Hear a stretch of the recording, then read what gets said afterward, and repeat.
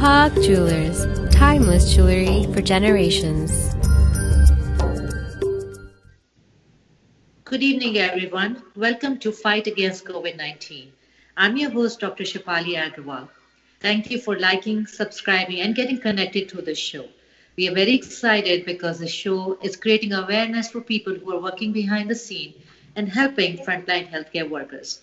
We are also able to bring people who are working in frontline as well. We have talked to people in Texas, in different states, and different communities. I'm really excited to bring someone from Boston today, actually Newton. Her name is Shani Tendulkar. She's doing great work behind the scenes, helping that community in many different ways. So welcome, Shalini. Thank you. Thank you for having me.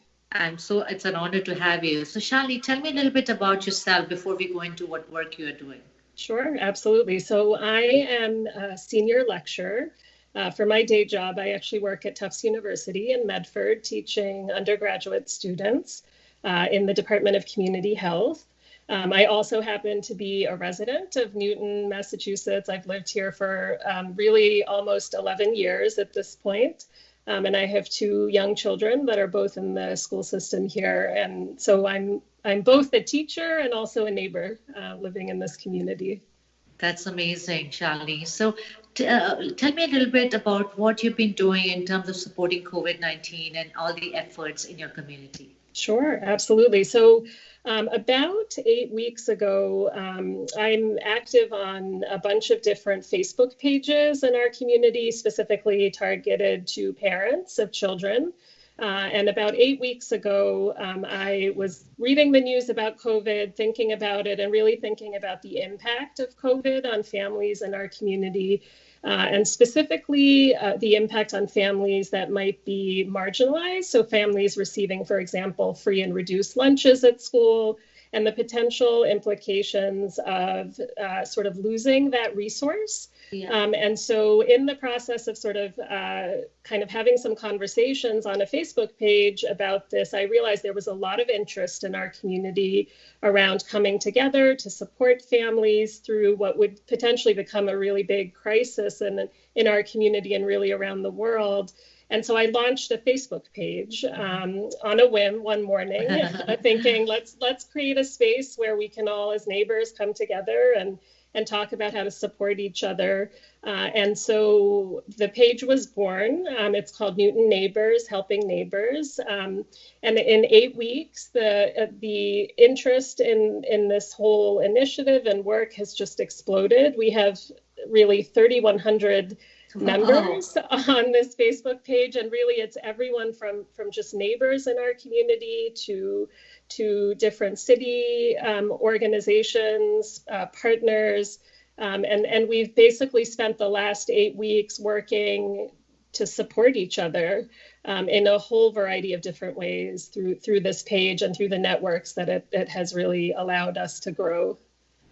So Shalini, tell me, I'm sure with your work, other communities, right now you're doing in Newton must have got motivated. So tell me some stories about that.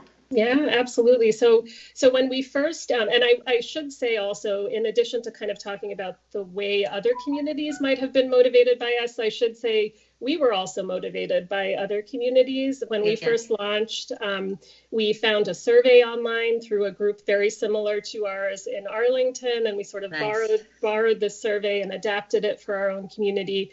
And then as we started to grow, we started to hear from many local communities. We heard from Waltham and some folks in Natick, and actually even as far away as a community, I think it was in DC, reached out and said, can you share some of your resources? And so what we've been doing is really sharing the surveys that the forms that we've created to collect information on need with others, really trying to also share resources, knowledge, information, monetary resources.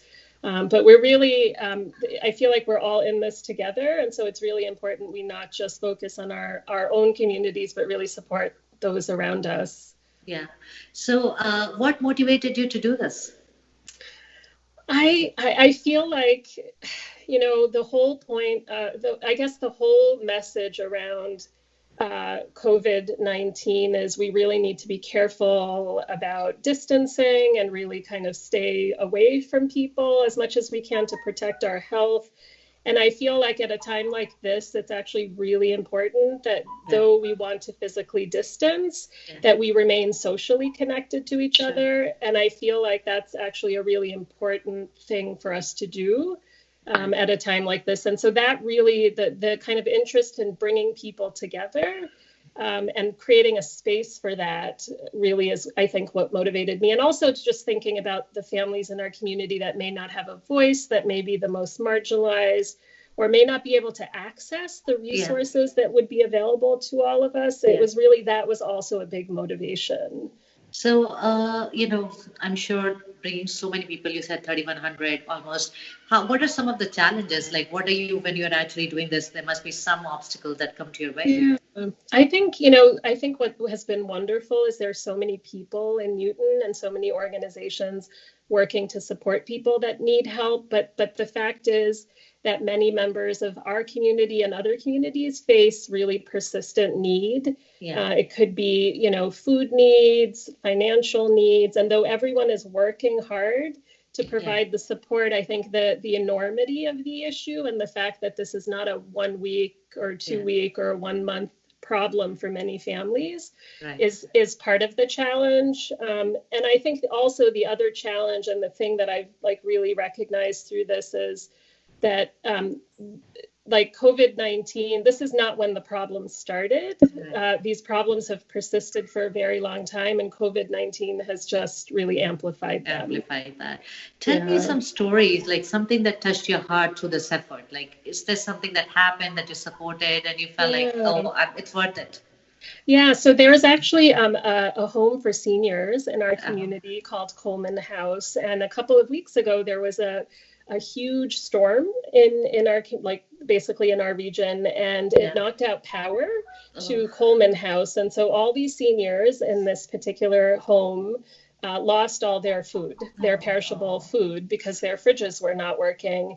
And so they reached out to us to see if we could support them. And I put a post up on our Facebook page, and I kid you not, within 48 hours, the number of bags of food, resources that individual neighbors took out of their fridges or went to the grocery store to purchase really landed on the doorsteps of, Coleman House. The pantries in our community, gave extra resources. There were organizations in other communities, FoodLink, which I believe is in Arlington, I think, they showed up with food.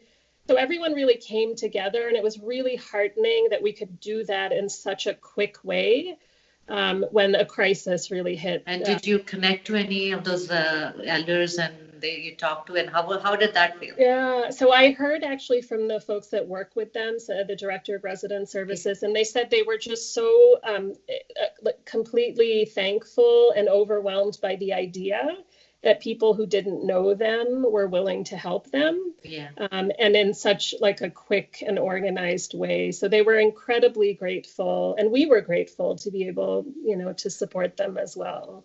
So what are some of the activities that you guys do? So you said provide food. Give me some examples of the activities and how people can connect with you in terms of creating awareness and helping you further. Absolutely. So the first place to first stop shop, I guess, is the Facebook page. Just let us open up the Facebook page and see if people can connect to that. Yes. Absolutely. And so if you search for Newton Neighbors, Helping Neighbors in Facebook, you will come to this. It is a private group, and so you do have to request membership, which we can give you. Once you're on the page, you'll actually notice there are a lot of different threads.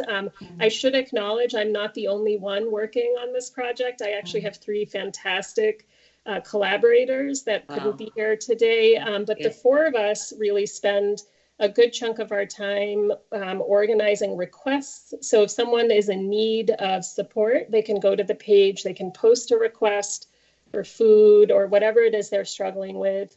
There's also a Google form on the page, and if you actually put your request into the Google form, we are monitoring that on the back end. We have a bunch of different initiatives. So we've raised money for the local food pantries to support the persistent need in our community for food. We have actually partnered recently with local businesses to help support them. Many of them are being affected in so many, difficult ways. And so we have an initiative going on right now where members of the community can purchase care packages, basically. Right. From Yeah. local businesses that can then be sent to seniors, low-income seniors and low-income families in our community. So the businesses benefit, the families benefit. Sure. We also, there's a small tutoring program that we've set Oh, up, nice. and, for people or families that might need someone to spend an hour with their child with schools closed for the rest of the academic year. Yeah. There are a lot of different things. Initiatives that you guys Yeah. are doing. That's amazing. So people can actually reach out by typing in Google Newton neighbors helping neighbors, and join the group and try to reach out and help you in the community. And also, if other communities are looking to do the same thing, Yes. you can help them in trying to set up this up. Absolutely. Yeah. Absolutely. We are very willing to share anything we have in terms of knowledge, resources. The more, the better, I think. Yeah, At this point. yeah. So our goal for the show is basically create awareness, right? People get connected, and then they reach out to each other and community-wise, because there are many people working behind the scene and like yourself, selflessly, and trying to support people in front or in other communities, not necessarily healthcare workers. How do you feel? What is your feeling after doing all this? Yeah, I have to say when this all started, I think there was the real sort of potential to feel down and frustrated at the situation. And honestly, this work has been so incredibly energizing for me. Every little success, you help one family and you just feel so wonderful. Right. And honestly, so it's really kept me going these last few months. And also just to see the wonderful way in which our community has come together has made me really proud to live in Newton and to be part of, this community. So it's been wonderful. So Charlie, first of all, we want to thank you for all the selfless work that you are doing and your team is doing to, support the community and also inspiring others to do the same. Any message to the viewers before we go?